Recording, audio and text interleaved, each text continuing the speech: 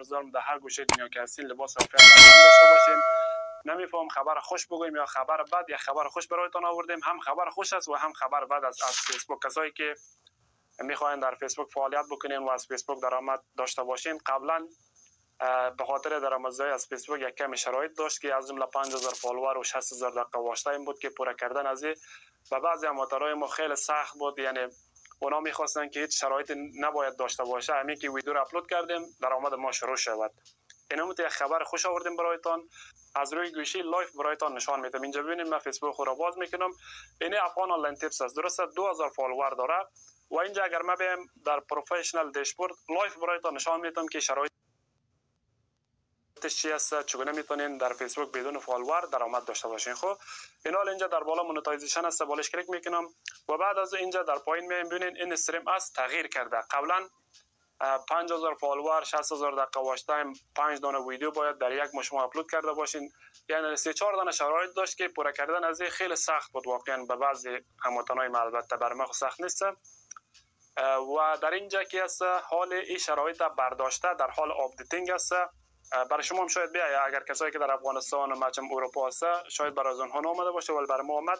اینجا این استریم است، اگر ما بالش کلیک کنم اینجا ببینین این استریم است. اگر ما در پایین بیایم ببینین 5000 فالوور و 60000 دقیقه واچ تایم نیست. چرا؟ به خاطر که را برداشته و اینجا اینی خانم ببینین در ویدیو کوتاه خودش معرفی هم میکنه که چگونه میتونین در امازه فیسبوک تان فعال بکنین و اینجا در بالا نوشته کرده که این استریم از is now part of content monetization. قبلا که بود شرایط داشت 5000 فالوور و 60000 دقیقه واچ تایم، این را برداشته.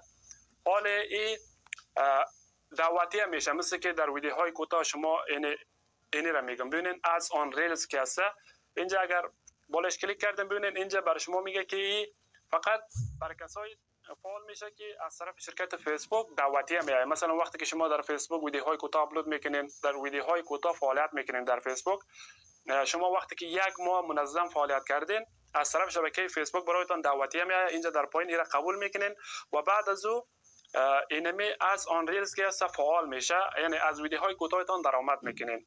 حال این استریم از مثل همین از آن ریلز از یا بونس است، همین گونه شده بدون فالوور.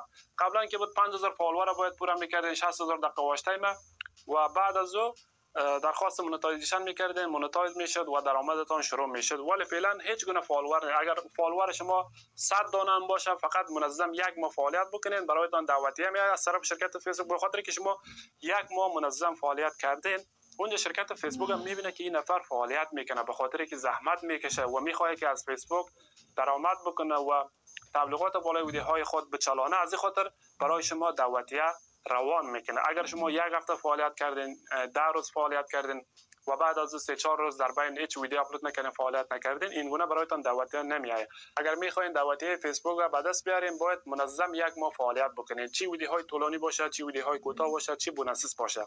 شما وقتی که در فیسبوکتان ویدیوهای کوتاه اپلود کردین، یعنی یک ماه منظم فعالیت کردین، هم فالوور فیسبوکتان بالا میرن. ببینید در ویدیو بعد برایتان نشان میدم در 2 روز ما 11000 فالوور در فیسبوک خود جمع آوری کردیم.